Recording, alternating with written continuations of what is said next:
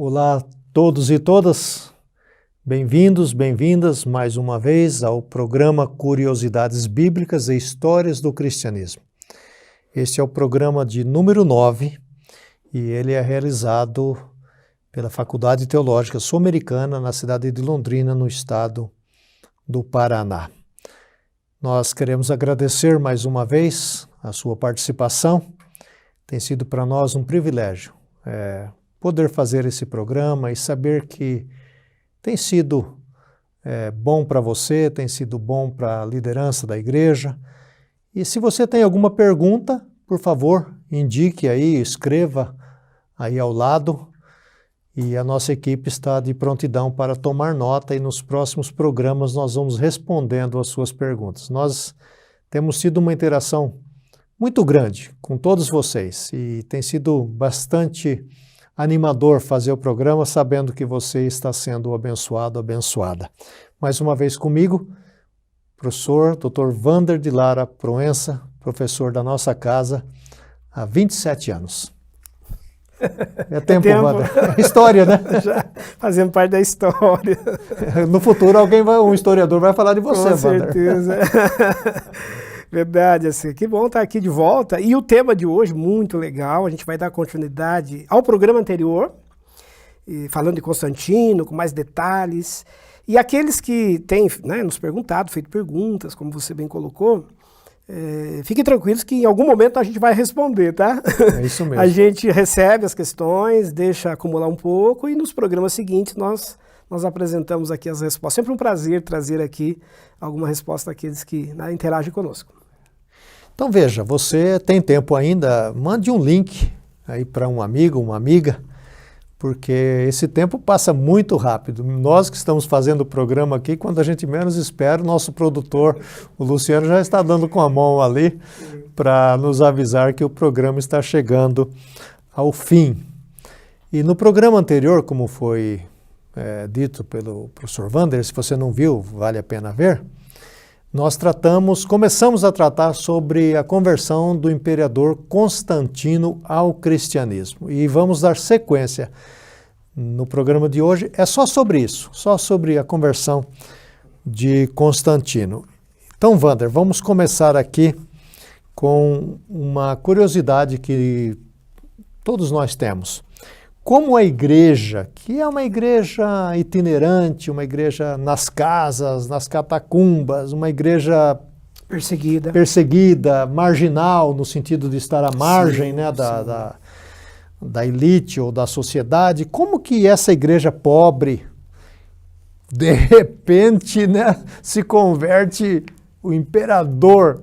Como que a igreja vê isso, recebe essa notícia? Pois é. Porque eu imagino, se eu fosse crente naquela época, eu vou lá no culto e alguém fala, sabe quem se converteu? Não estou sabendo, o imperador. Exatamente. Olha, assim, foi realmente um impacto, né? E claro, num primeiro momento, muito positivo. A igreja celebrou esse acontecimento, foi assim, um assombro. Foi uma notícia, hoje a gente diria que iria repercutir, imaginemos, claro, guardado o anacronismo aí, nas mídias, no noticiário, nos jornais, enfim. Por quê? Porque o imperador romano, acostumado a perseguir, acostumado a tratar aquela prática religiosa como uma coisa obscura, coisa de escravos, quase uma superstição, e agora esse imperador, se aproxima e passa a frequentar as reuniões deste grupo, juntando-se a escravos, a essa categoria social mais empobrecida.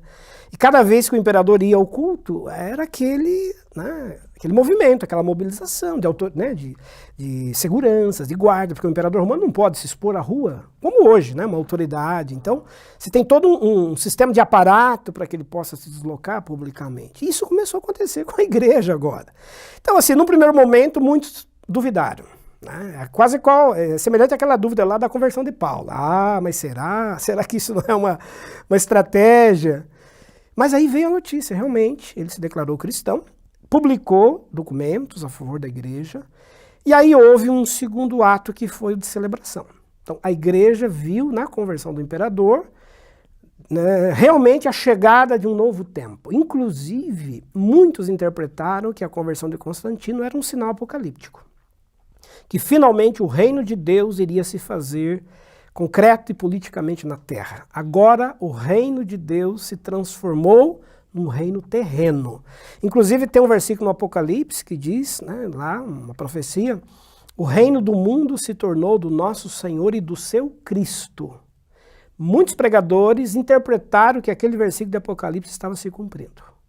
Finalmente, o mundo, o que se conhecia de mundo na época, se transformou no reino de Deus. E a repercussão histórica foi tão grande que a Igreja do Oriente, até hoje, determinados segmentos do Oriente, consideram Constantino como um santo. Passou a ser venerado por alguns grupos cristãos como uma espécie de santo, um enviado de Deus, um emissário de Deus, para pôr fim às perseguições, pôr fim ao sofrimento. Porque era uma igreja que carregava até ali o peso do martírio. Famílias inteiras que perderam membros, pessoas que viram seus irmãos morrerem nas arenas, devorados por leões, crucificados, queimados. E agora isso não existe mais, quer dizer, é uma liberdade absoluta, plena para se pregar. Wander, o imperador Constantino ficou por quanto tempo no poder? Ele fica por um longo período. Ele assume o trono no ano 306 e ele governa até o ano 337. Então nós temos aí 35, né? 36 anos. 30 e tantos anos. 31. 31 anos. 31 melhor dizendo, fazendo a conta aqui de matemática. 31 anos no poder. É muito longevo, porque ele morre no ano 337. Assim, comparando, é algo raro. Porque os imperadores porque romanos... você mencionou que eles tinham vida curta, né? Muito no curta. Poder, né? A rotatividade de imperadores em Roma era enorme. Então ele foi um dos mais longevos. Mais longevos. Ele tem, aí, são 3 décadas de governo, um pouco mais. E Wander, nesse período todo ele permanece cristão? Permanece cristão, porém com algumas polêmicas, digamos. A gente vai daqui a pouco comentar um pouco mais isso, mas eu já vou adiantar algumas coisas aqui. Por exemplo, ele não vai se batizar. Ele só vai se batizar no leito de morte. E daqui a pouco nós vamos comentar por quê e como é que foi isso. Então ele passa esse tempo todo, 31 anos, assim, ele vai se converter no ano 312, todo esse tempo como cristão não batizado. E isso cria um certo incômodo na igreja no primeiro momento. Por quê? Por que ele não quer se batizar? Né? O que impede, né? O que impede? E claro, mais tarde, seus biógrafos, estudiosos foram descobrir, né? Constantino tinha medo de se batizar, porque ele ainda carregava muitos problemas pessoais, que ele mais tarde, na hora da morte, ele vai confessar para quem foi batizá-lo. Né? Ele vai ser batizado por Eusébio de Nicomédia. Há um relato de Eusébio de Cesareia, né, que foi um autor que escreveu muito sobre Constantino, e ele relata as confissões de Constantino na hora da morte. Por que ele esperou a vida toda para se batizar? Porque ele tinha medo dos seus pecados, de ser batizado e enfim, ser castigado por Deus, coisas assim. E que pecados eram esses? Problemas de guerras, crimes, pessoas que ele mandou... Claro, o imperador mandou matar, mandou executar, o poder estava na mão dele, o poder da vida e da morte, o imperador tem esse poder. Né? Outra coisa, ele precisava ainda visitar os templos pagãos, participar de ritos, porque era quase uma obrigação civil do cargo, era um rito do cargo. A etiqueta do cargo, né? Etiqueta do cargo. Uma cidade está fazendo uma celebração para o seu Deus protetor, né? Como Éfeso lá, que tem Diana e tantas outras cidades que têm divindades muito importantes para o mundo da época, o imperador tem que ir. Tinha todo um calendário de eventos nestas cidades que o imperador obrigatoriamente teria que comparecer. Ao comparecer, ele tem que ali conviver com os ritos, com o cerimonial. Existiam templos dedicados ao próprio imperador e ele, na condição de ocupante do cargo, tinha que fazer meia culpa, né? Às vezes até meio constrangido comparecer nesses templos de honra a ele, de culto a ele, inclusive. Então, é um cristão controverso que está envolvido ainda em muitas polêmicas. Mas tem um detalhe aí. Mesmo não tendo sido batizado, a igreja dava a ele a ceia, a eucaristia, a participação na ceia. O que não era permitido, nunca foi na história do cristianismo. Sempre fazia uma exceção com ele. Para se batizar, exatamente, para você participar da ceia cristã, era preciso então ser batizado. Inclusive, em alguns casos, demorava até 2 anos para alguém ser batizado.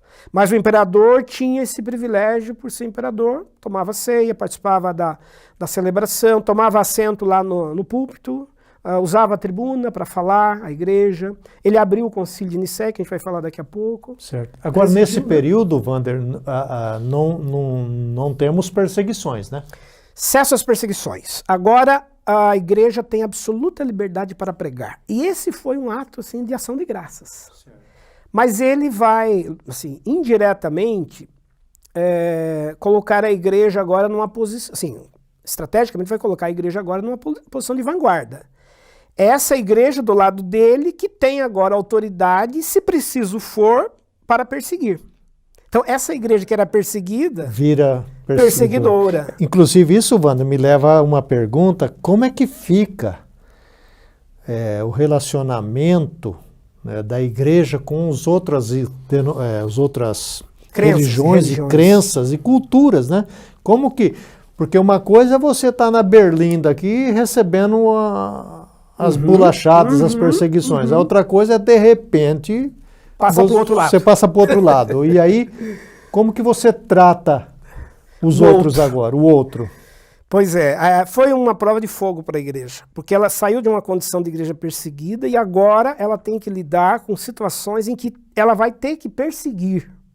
Isso vai acontecer em determinados lugares.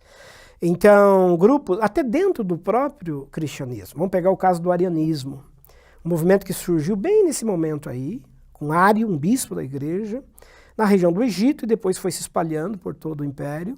A pregação arianista causou um grande incômodo na igreja. E ao ponto de ser convocado um concílio. Né? Eles pregavam o quê? Só para a turma aí ficar sabendo. Isso. Ário era um bispo muito culto, muito inteligente, muito influente, e ele passou a elaborar uma teologia, uma doutrina de que Jesus não era Deus. Jesus era apenas um homem, um filho de Deus, especial, mais importante que os anjos, tudo, claro, mas não era Deus, não era eterno, não era digno de culto. Você não pode cultuar Jesus, você não pode cantar a Ele, você não pode celebrá-lo como Deus. Deus é um só. Então, Ário negava a trindade, negava a pessoa do Filho como Deus. Isso causou uma polêmica enorme na igreja, uma reação dos pais da igreja, como a gente falou no programa anterior. E esse embate causou um grande desconforto. E o Império Romano, agora cristão, tendo o imperador como, né, o seu grande líder, vai se preocupar com isso, porque isso começou a dividir a igreja. E aí Constantino toma a iniciativa de convocar o concílio de Nicéia em 325. Nicéia, só para informar, fazia parte de Constantinopla. É um grande bairro da cidade de Constantinopla, que é uma cidade, né, antiga Istambul, hoje, né, antiga Bizâncio, que hoje é Istambul, na Turquia, e que foi toda remodelada por Constantino para, inclusive, receber o nome dele de Constantinopla, em homenagem a ele. Então, nesta cidade de Constantinopla se reuniu a liderança geral da igreja, são 318 bispos, segundo a tradição, que comparecem para esse conclave, e ali vão travar um debate, né, acalorado acerca do arianismo. Ário é convocado, ele vai, ele depõe, enfim. E no final a igreja decide que o arianismo era uma heresia. E Ário foi excomungado, foi rechaçado da igreja, e os arianistas passaram a ser perseguidos. Então agora há uma perseguição da igreja, do lado do império, contra outros grupos que não se alinhavam ao dogma que vem de Roma. E aí esses cristãos arianistas perdem cargos, eles são expulsos da igreja, eles são proibidos de frequentar os templos. São perseguições que não chegam ainda a martírios, óbvio, né? Não chegam a execuções, mas chegam a retaliações. Então, assim, a igreja teve que experimentar uma posição agora de uso do poder a seu favor contra aqueles que discordam. E parece que a igreja gostou, né? Porque até os dias de hoje a igreja... A Inquisição, a fogueira está acesa. A fogueira parece que está crepitando, né? Não tenho dúvida. Né? Parece que a igreja gostou do poder. É muito mais cômodo. Porque é muito mais cômodo, ele é fascinante, e essa coisa de domínio, de mandar nos outros, né? Mas nós vamos conversar um pouco mais sobre isso, né, Wander? Vamos sim. Mas como é terrível a gente pensar, né, que a igreja poderia ter tido outra Sem dúvida. atitude, né, mas caminhou por essa direção aí Ela não soube. de usar o poder de maneira errônea, né?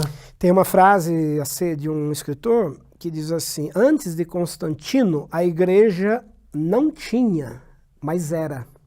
Né? Não tinha dinheiro, não tinha poder, não tinha prestígio, não tinha templos, mas era essência.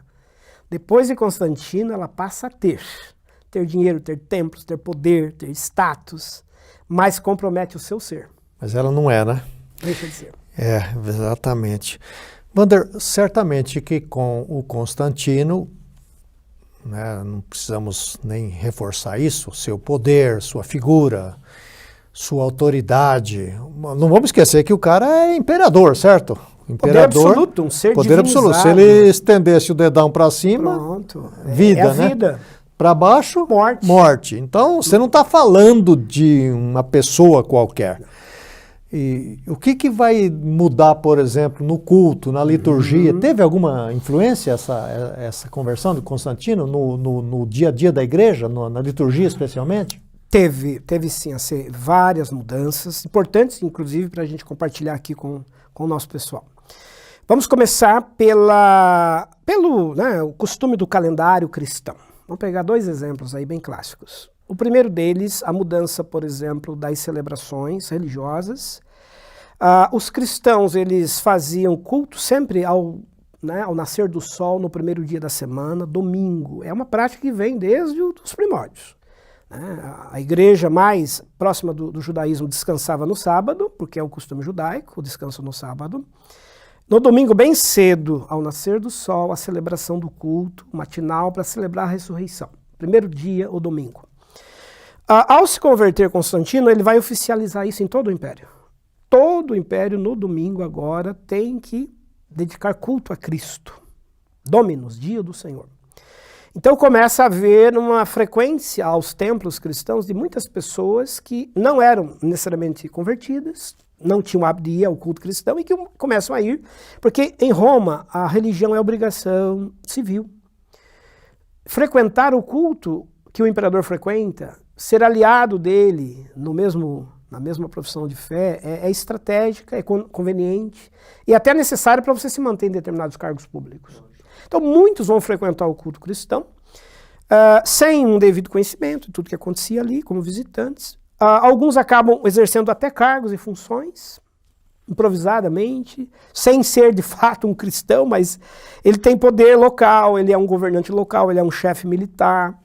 Então, os cristãos vão decidir uma determinada ação naquela cidade, vão planejar um ato, vão chamar essas autoridades que vêm, que dão opinião, que interferem. Então, a igreja começa a receber interferências de costumes que não eram mais internos apenas. Ela vai ter que trazer vários olhares e influências externas. Esse é um ponto. Outra coisa, a questão do Natal, que muito se fala às vezes. Foi Constantino que criou realmente o Natal em 25 de dezembro? Nós já até tivemos um programa aqui sobre o Natal. Foi, especial de Natal. Está aí, aí no nosso portal. Está aí nas mídias da FTCA, veja lá. A gente explica com detalhes acerca do Natal, que muito provavelmente aconteceu em outubro e não em dezembro. A igreja antiga celebrava o Natal em outro dia, mas a partir de Constantino vai passar a celebrar em 25 de dezembro. Por quê? Porque Constantino era devoto do deus Mitras, é o deus Sol, o Sol Invictus.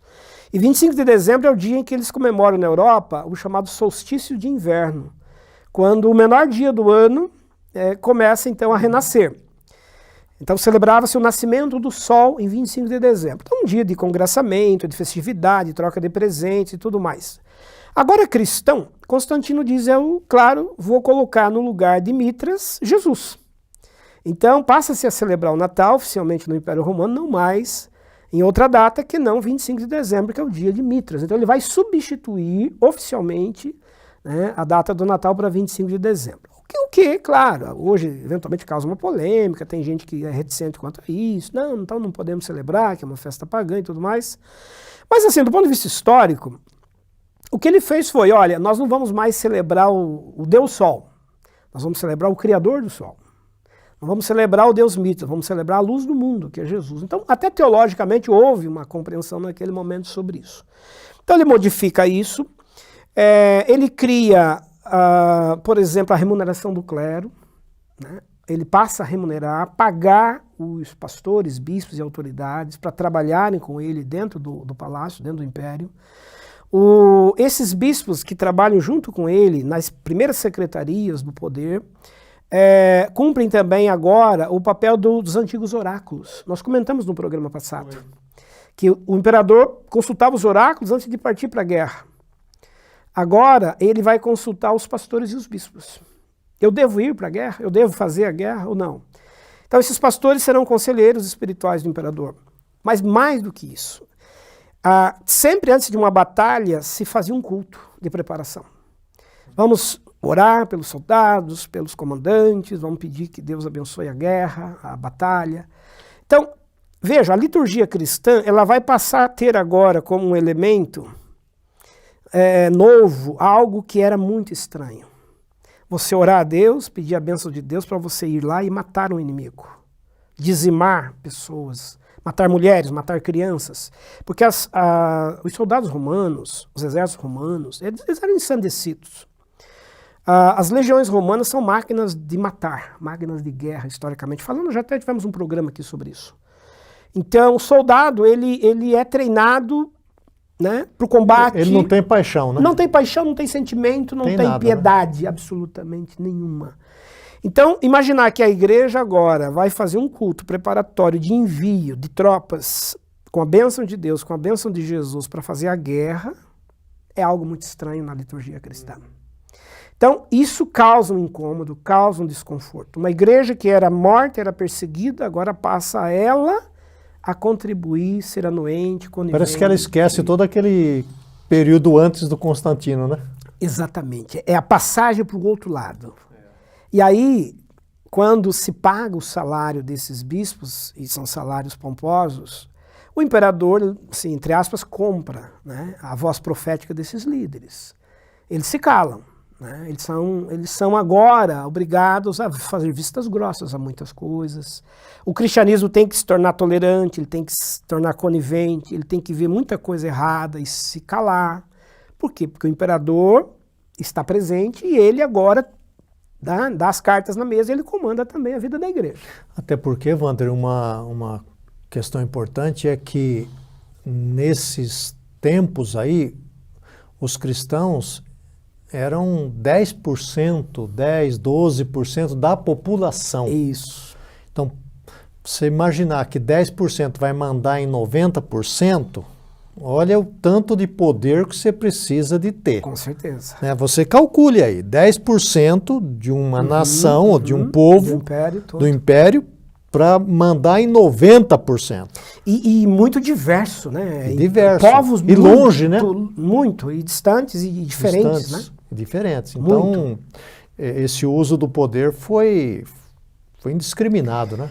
Extremamente. A igreja agora ela tem dinheiro, ela tem poder, ela tem o exército do lado dela, ela tem o imperador, ela tem a vida e a morte nas mãos. Ficou fácil, né? Ficou fácil. Até uma outra pergunta nesse sentido em relação aos judeus, por exemplo, né? O Constantino agora está do nosso lado, certo? Exato. O Constantino, por causa até da origem do cristianismo no judaísmo, ele favorece Israel, ele favorece os judeus? Como que se dá esse relacionamento? Sim, ele terá uma atitude, principalmente influenciado pela mãe, Helena, que nós citamos também já, né? Que já até tinha comprado aquele prego, então tinha algum relacionamento com Israel. Com Israel, né? Com a Terra Santa. A mãe de Santa. Constantino, Helena, ela foi uma mulher muito ligada a Israel, a ida para lá, para a Terra Santa, e para a construção, né, dos templos cristãos lá. E a Terra Santa foi aberta agora para cristãos e judeus. Vamos lembrar, a gente já viu também em programas anteriores, que os judeus tinham sido expulsos da sua terra no ano 70. Por Roma, pelo imperador, né, Vespasiano, e Roma invadiu Jerusalém no ano 70, destruiu o templo, expulsou os judeus, e não só isso, Vespasiano mandou recolher todo o tesouro do templo judaico e usou todo o tesouro do templo judaico para construir o Coliseu. Então a riqueza dos judeus foi gasta na construção do Coliseu, né? A riqueza do templo. Que depois usa para matar. Que usa para matar os cristãos. Os cristãos. Né? Então, assim, uma coisa, né, inimaginável, né, que tudo isso aconteceu. Constantino agora, do lado do cristianismo, e muito próximo de todo esse cenário negativo para Roma, pelos percalços e consequências muito danosas aos judeus, ele vai, de alguma maneira, se aproximar dos judeus. Vai reabrir a Terra Santa, vai permitir reassentamentos de judeus na Palestina. Muitos judeus vão voltar, vão recompor os seus lugares na Palestina. Muitos cristãos vão residir na Terra Santa, por conta também agora da crença. Ela vai ser reaberta e se torna de novo muito próxima, né? Desse novo momento do cristianismo. Então, assim, do ponto de vista imediato, a conversão de Constantino também foi benéfica para os judeus e para os cristãos em termos de relacionamento. Quer ver uma coisa assim, interessante, curiosa para a gente dizer? Constantino ele tomou algumas decisões bem duras. Por exemplo, ele proibiu a crucificação.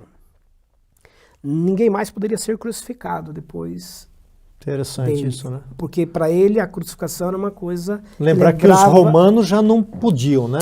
Os romanos. Agora ele oferece esse benefício para todos. Todos. Não se pratica mais crucificação em Roma. Por quê? Porque esse foi um ato que levou Jesus à morte. Uhum. Então ele vai fazer uma espécie de meia-culpa. Vai assumir um pouco o passado do seu povo, no sentido de... A cruz se torna uma coisa agora sagrada. Não se usa cruz mais para mais ninguém, né? Ela é um ato exclusivo de Jesus Cristo.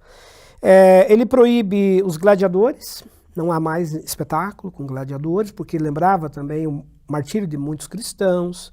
Então ele vai tomar algumas medidas assim, que lembravam muito o passado cristão, que sim, soam favoravelmente, são atos que são celebrativos para aquela época, para aquela sociedade, para os demais povos, não é? E proibiu, por exemplo, também que fossem mortos os escravos. Os senhores não podiam mais matar os escravos, mesmo que pegos em algum ato indevido. Então, assim, ele toma algumas decisões. Por quê? Por que não mata mais escravos? Porque uma grande parcela de cristãos eram escravos. Uhum. Então ele vai proteger, né, os escravos porque está protegendo cristãos. Não se pratica mais a cruz porque é um símbolo da fé e foi com esse sinal que ele venceu a guerra, como a gente viu no programa passado. Com esse sinal vencerás, com a cruz você vai vencer. Então a cruz passou a fazer parte do palácio, né? A cruz passou a ser pregada nos gabinetes, na roupa dos soldados. A cruz passou a ser um símbolo do império, do imperador, e não mais como um ato de suplício, né? Uhum. E como a gente está falando, Wander, sobre liturgia, culto, imperador, templo de Jerusalém, o próprio palácio. Uhum. O imperador, nós já vimos isso anteriormente, ele é uma entidade divina. Sim. Não é? Dai a César o que é de César. Né? Uhum. Ele tem o poder da vida e da morte. Sim. Como fica então em relação a culto, a liturgia? Uhum. Ele estava acostumado a receber. Agora, ele vai prestar culto a Cristo? Como é isso? Ele lida essa com isso. Curiosidade aí nesse sentido. Isso, legal. Boa questão. Vamos recordar que os imperadores antigos, romanos, eles se consideravam filhos dos deuses, demiurgos, pequenos deuses. Acreditava-se que quando alguém fosse escolhido para ser imperador, ele era adotado para ser uma divindade. Então, ele passava a ter, inclusive, o status, ele era guindado à posição de um ser divinizado, por isso digno de culto, né? Chamado de Augusto. O termo Augusto significa divino. Por isso existiam templos para cultuar a figura do imperador, os súditos compareciam em determinadas datas do calendário e prestava essa veneração. O imperador Constantino, por causa do rito do cargo, da sua obrigação, digamos, política, continuou frequentando os templos, como a gente mencionou, e ainda recebendo um tipo de culto e um tipo de veneração. E é por isso que ele conta que lá no final da vida, na hora do batismo, ele demorou para receber o batismo, porque ele se sentia desconfortável, de certo ponto, fazendo essas coisas. Porque ele sabia que o cristianismo não tinha esse tipo de mensagem. Então, ele fica numa situação extremamente desconfortável. Por quê? Porque ele sabe que o culto é exclusivo a Cristo, Mas ele, ao mesmo tempo, tem que lidar com as outras crenças, ele tem que fazer o jogo político com as outras nações e tem que receber algum tipo de oferenda, ainda como um ser divinizado. E aí, temeroso disto, ele diz que preferiu esperar para ser batizado na hora da morte mesmo. Quando ele confessa esses pecados, inclusive, a gente vai falar daqui a pouquinho do batismo dele, que é um ato assim homérico, né, relatado pelo historiador da igreja, né, e que acompanhou naquele momento. O batismo dele. Eusébio, né? Eusébio de Cesareia que vai relatar. Eusébio. Você já mencionou, mas eu acho que vale a pena e as pessoas tomem nota aí para depois você ler um pouco mais sobre isso, sobre o concílio que ele conclamou. Né? O imperador, ele manda, né? Tem poder, certo? Sim. A gente não pode esquecer disso, gente. Estamos falando do imperador, não é de um... A palavra é lei. É lei, né? Qual foi o propósito do concílio? As discussões mais importantes desse concílio e as conclusões desse concílio. Sim. Foi um concílio muito importante historicamente. É considerado o primeiro grande concílio da igreja. Claro, existiram outros, a gente já estudou aqui. Pequenos, né? Pequenos, locais, sínodos. O de Atos 15, né? Exato. Agora esse não. Isso foi uma grande convocação. Pomposa, né? Pomposa e pelo auspício do império. Foi o próprio imperador que convocou, como você bem colocou. Mandou cartas de convocação. E quem não vai, né? Não vai. E ele convocou 318 bispos. Os mais importantes bispos compareceram. 318 pagos todos com as despesas do Estado. Ele pagou as passagens de translado, pagou hospedagem nos melhores tudo, hotéis, né? de Istambul, né? Que virou Constantinopla, tudo. Alimentação, hospedagem, tudo. Segurança no transporte.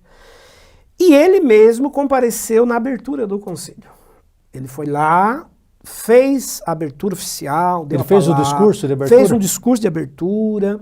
Ele conclamou os bispos para que fossem muito cuidadosos no tratamento dos assuntos que seriam abordados, porque ele disse lá, inclusive no discurso dele no concílio, a situação é preocupante. Por quê? Porque a igreja está dividida. E estava mesmo.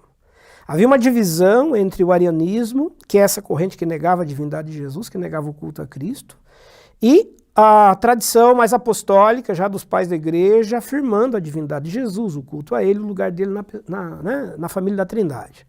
E Constantino disse, se o império continuar dividido, se a igreja continuar dividida, melhor dizendo, o império também está dividido. Então era uma questão de unidade. E Constantino, ele era sagaz, ele era perspicaz, era um político criado no poder, não é? E ele sabia muito bem que precisava ter o cristianismo do lado dele para unificar o império, porque o império já estava bastante ameaçado também nas tensões internas. Então o cristianismo teria que ser argamassa para dar solidez, unidade, unificar, inclusive o próprio império. Então ele fez um apelo, fez um discurso de abertura, oraram tudo, ele deu, né, a palavra lá de bênção aos bispos, enfim, e se ausentou. Mas deixou, claro, lá o conclave, que durou lá umas 2 semanas de debate. Então a gente tem uns 10 dias, pelo menos, de intensos debates.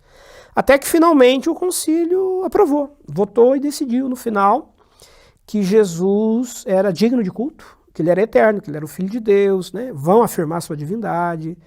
É um primeiro grande passo que depois vai ser afirmado em concílios posteriores. E a igreja teve que tomar uma decisão dura, que é de considerar Ário um herege. Então, a partir dali, Ário ele tem um prazo, dá um prazo para ele. Se você não voltar atrás, se você não renegar suas ideias, você será excomungado da igreja. E foi o que aconteceu.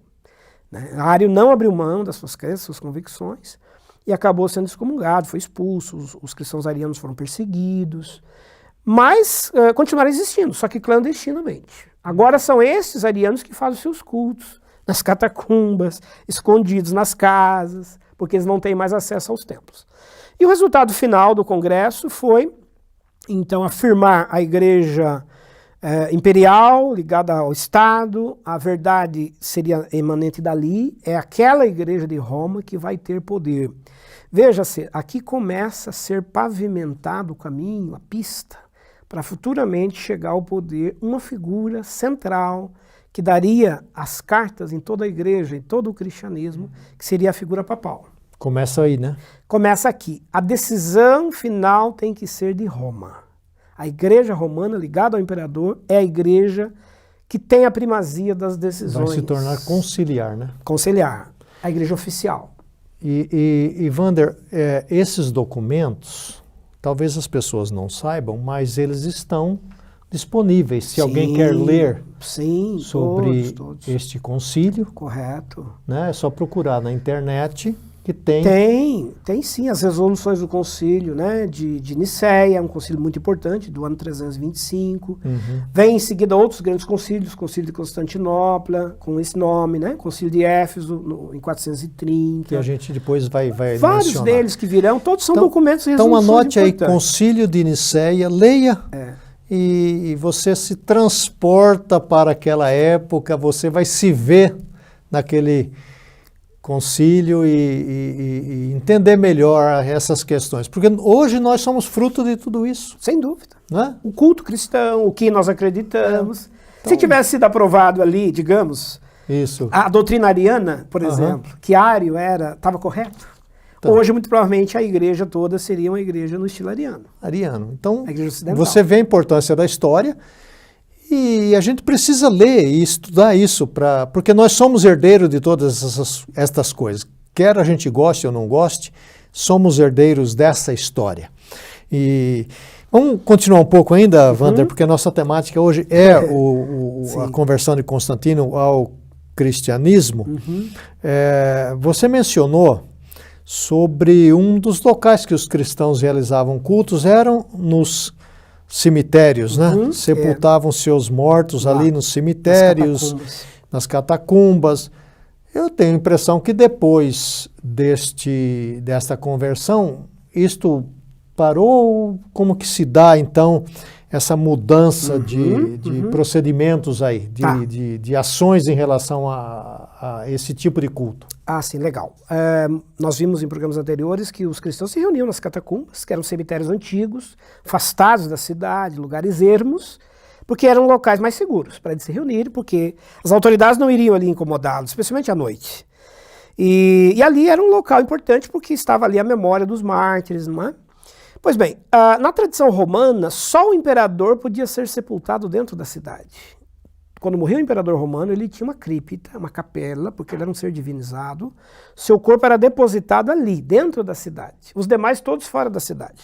A partir do momento que o imperador Constantino se declara cristão, ele vai permitir que os mortos cristãos, que os mártires cristãos fossem trazidos para dentro da cidade. Então a igreja vai em muitos locais, retira restos mortais, objetos dos mártires, por exemplo, e traz e sepulta dentro dos templos, os altares. Então, os templos cristãos que começam a ser construídos em Roma a partir de Constantino passarão a abrigar também criptas de sepultamento de pessoas importantes da fé cristã.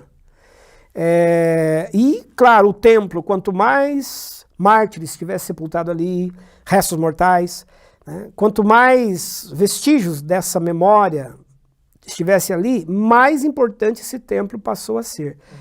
Começa a surgir aí um costume que vai perdurar até o século XIX, no Brasil inclusive, que é o de sepultar os mortos dentro das igrejas, dentro dos templos. Sim, as igrejas antigas ainda têm isso. Ainda tem. O Brasil até 1870 é o último ato de sepultamento dentro de um templo católico de forma oficial. Até 1870 todos os mortos eram sepultados dentro das igrejas ou no máximo no pátio da igreja. Isso. Todos os pátios eram, na verdade, cemitérios. A gente vê muita fotografia na Europa, especialmente na Europa, né, que é antiga, né? Alguns lugares mais antigos nos Estados Unidos, no fundo da igreja havia um cemitério. Que é um costume que começa aí a partir do momento em que a igreja, agora tendo templos, quer abrigar dentro dele os seus mortos, os seus mártires. Que é uma mudança que começa a acontecer. Só os adeptos ao cristianismo é que eram enterrados ali. Né? Os outros tinham que se virar para outro lugar. Né? Seus próprios cemitérios. Exatamente. Que se virem para outro canto. Né? Aliás, você não pode sepultar alguém que é pagão, entre aspas, dentro de um local sagrado. Tanto fazendo só um parênteses, até a gente vai ter mais para frente uma aula aqui, um programa sobre isso. Quando chegar lá mais para frente sobre a igreja no Brasil, Os primeiros protestantes que chegaram ao Brasil no século XIX, eles não conseguiam sepultar os seus mortos nos cemitérios Em católicos. São Paulo tem, né? O cemitério dos protestantes.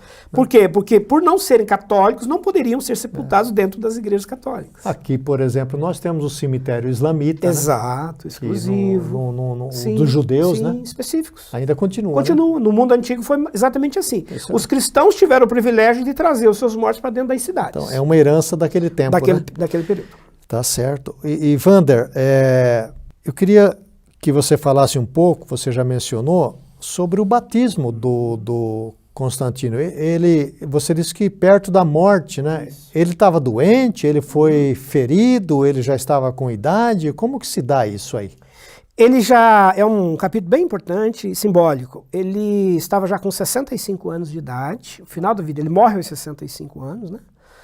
E ele tem assim um projeto, né, de uma visitação ainda, última, em algumas regiões. Tanto é que ele não morre em Roma, ele morre fora da cidade de Roma, ele estava em viagem.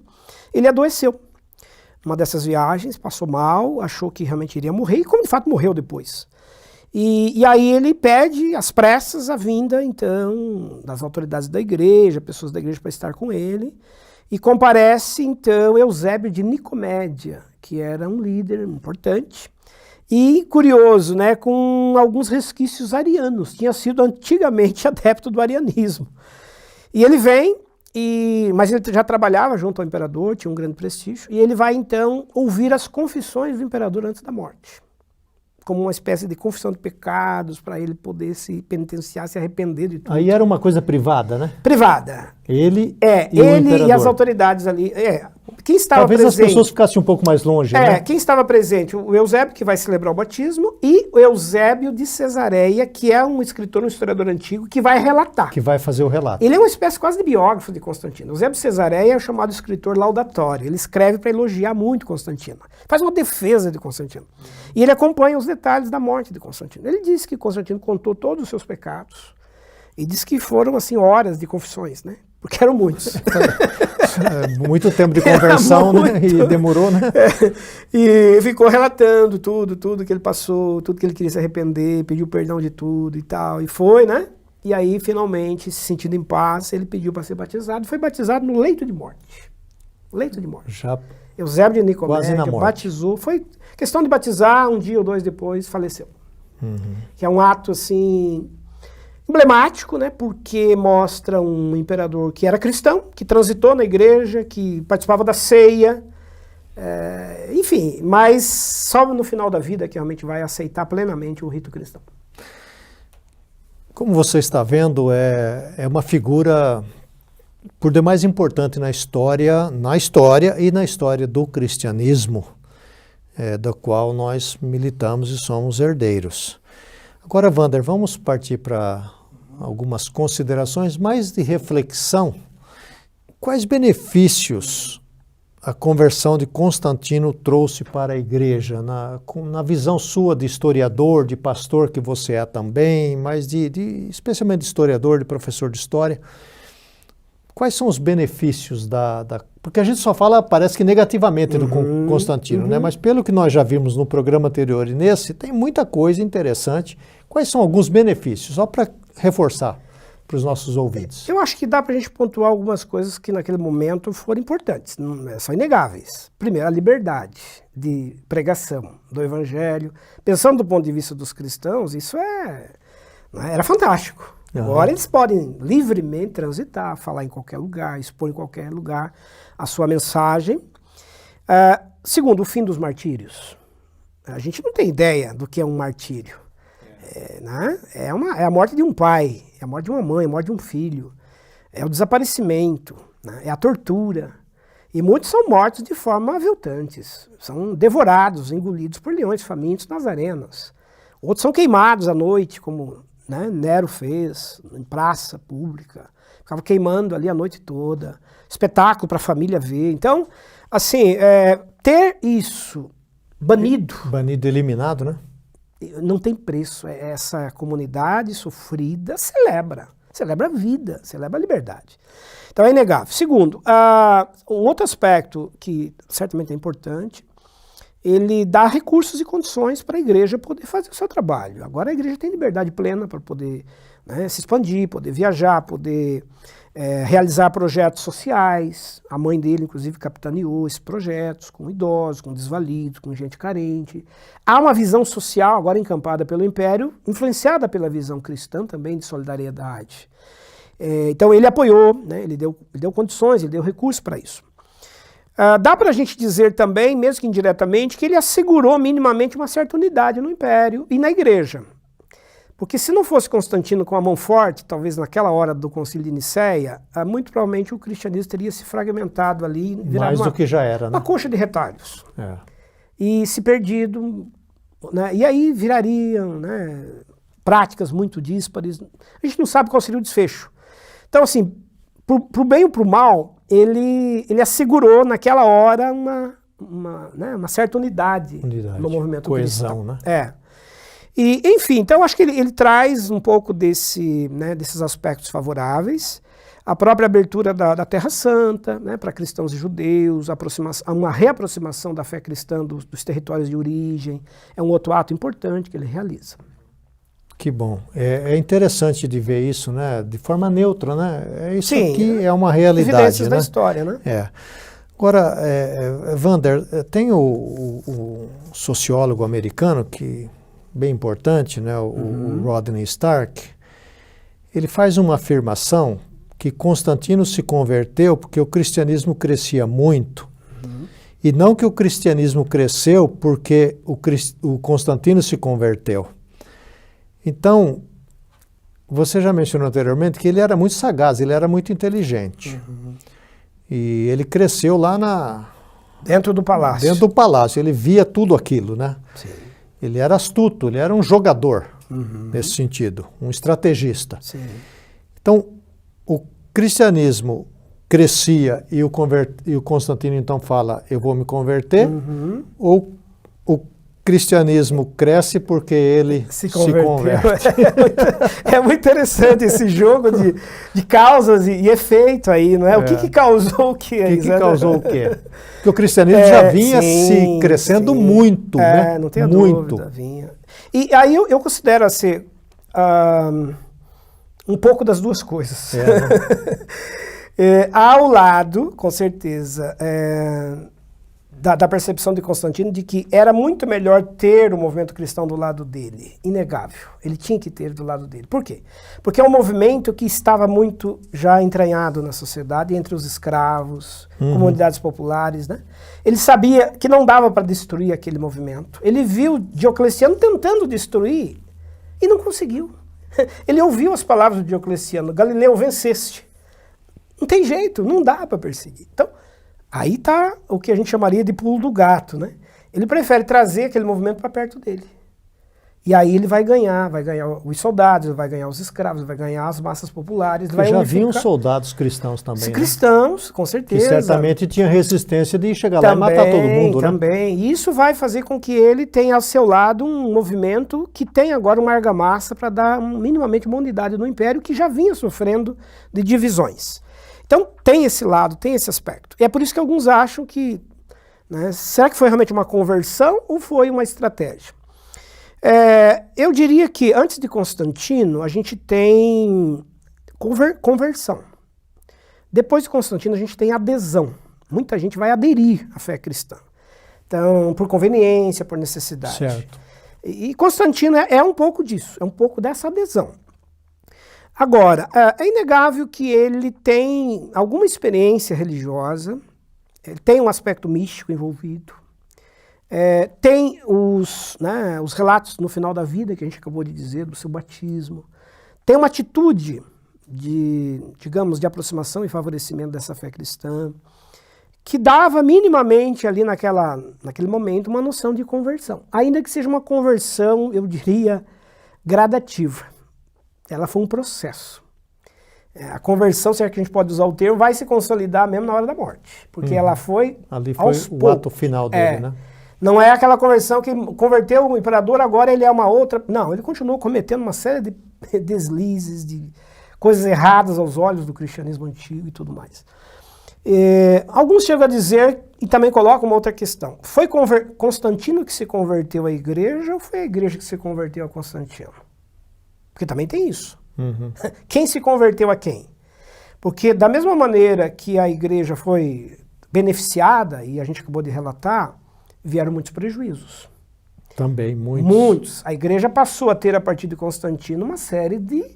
Né? Que perduram até hoje. Até hoje, de crises, de problemas doutrinários, de identidade, de essência. Uso do poder, né? A gente comentou agora há pouco, a igreja, a partir de Constantino, ela vai ter que ser conivente com a guerra, por exemplo, com a morte de inimigos. E quantas coisas modernas a gente viu a igreja apoiando. Apoiando, né? Sendo coniventes, fazendo vistas grossas. Você tem desde o Holocausto, né, na Segunda Guerra, que culminou na Segunda Guerra, situação na África do até Sul, né, o imperialismo, as conquistas de povos na África, na Ásia, aqui na América, a conquista dos povos indígenas, Isso, com a conivência do discurso a igreja cristão. estava junto, né? A igreja estava junto, a política da cruz e da espada. Então, a igreja carrega, historicamente, um pecado estrutural nesse sentido, de ter sido conivente, de ter participado do poder. Então, o poder, ao mesmo tempo que ele é fascinante, ele é sedutor, e a igreja gostou de estar junto dele, como você bem disse, ela teve que pagar um preço.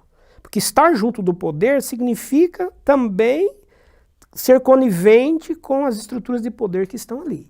E se é uma estrutura de poder nefanda, violenta, ela vai, evidentemente, manchar, né, a identidade da igreja.